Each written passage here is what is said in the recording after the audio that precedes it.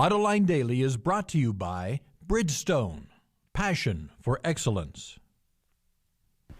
Here are today's top headlines. California CO2 regulations become the national standard. Congress may double the retooling money available for new technology, and a possible breakthrough with lead-acid batteries. Up next, we'll be back with the news behind the headlines.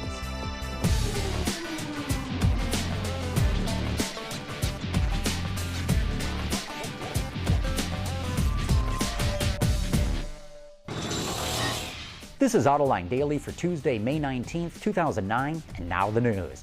The Obama administration is increasing national fuel economy standards for vehicles sold in the U.S. market, essentially by adopting California's CO2 legislation.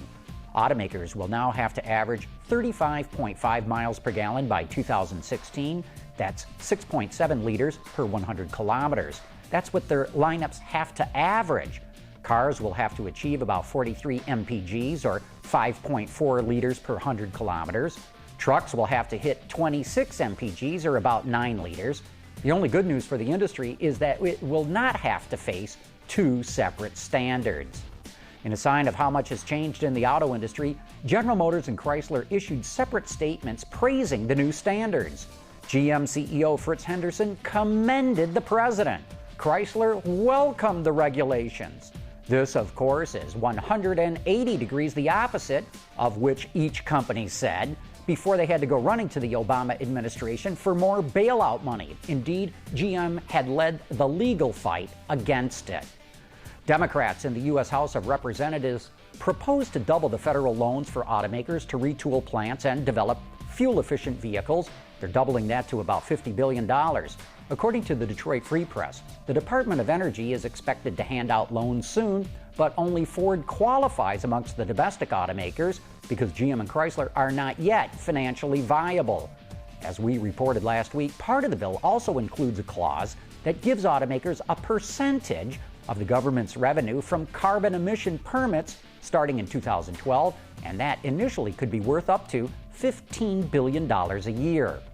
Chrysler will use taxpayer loans to increase buyout deals for UAW workers. According to the Detroit Free Press, workers under 50 years of age and that have at least 10 years seniority will be offered up to $115,000 plus a $25,000 vehicle voucher to leave Chrysler voluntarily. Meanwhile, white-collar pensioners, creditors, and dealers are wondering why the UAW keeps getting so much taxpayer help while they do not. Hey, who says you can't teach an old dog new tricks? Wards reports that an Illinois-based company called Firefly Energy is developing an advanced lead-acid battery. The technology uses a 3D lead-impregnated foam instead of conventional flat plates. This offers a greater surface area, which eliminates corrosion. The company says future generations of the technology could rival nickel metal hydride and lithium-ion batteries. Firefly Energy is shooting for a commercial release this quarter. As the saying goes, all good things must come to an end. Autoblog reports that Volkswagen will stop producing the Quantum, known as the Santana here, in China by 2012. It first went on sale in the Middle Kingdom in 1983. When the company finally pulls the plug, it will have been in continuous production for 29 years. The car has received numerous improvements over its long run, but it's still basically the same as when it first came out in the early 80s. Coming up next, we sit down and chat with Ed Peper, General Manager of Chevrolet.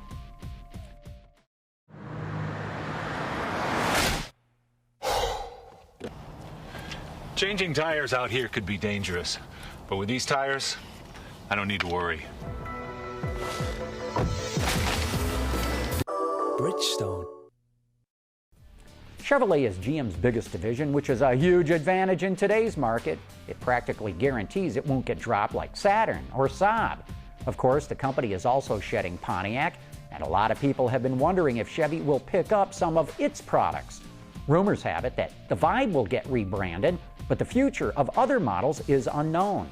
The rear-wheel drive G8 would look great with a bow tie, but there may not be room for it in Chevy's current lineup.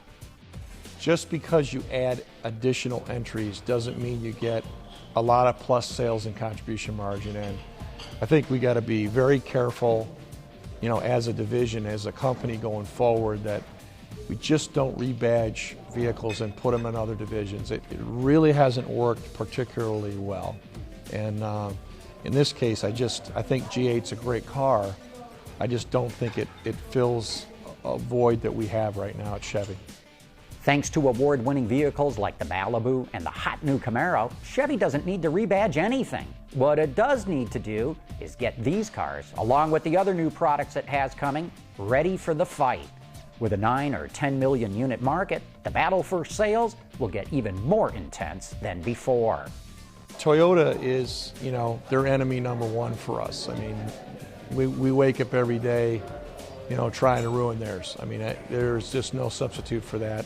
They're a terrific competitor, but we're going to keep fighting them tooth and nails because they're probably the toughest competitor in the marketplace.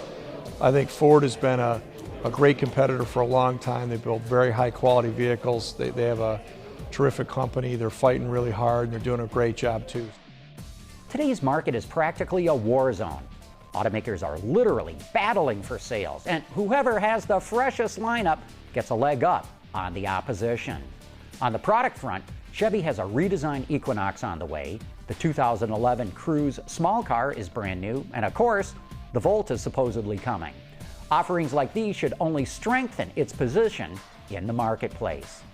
And that's it for today's top news in the global automotive industry, but don't forget to tune in to Autoline After Hours, Thursday night, live at 7 p.m. Eastern Time.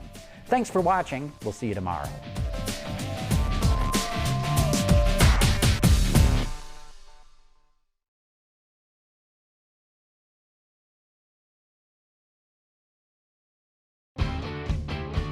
Visit our website for even more great content all week long. Autoline Extra, Dawn's Journal, podcasts, and even more. So click over and get the inside view at AutolineDetroit.tv.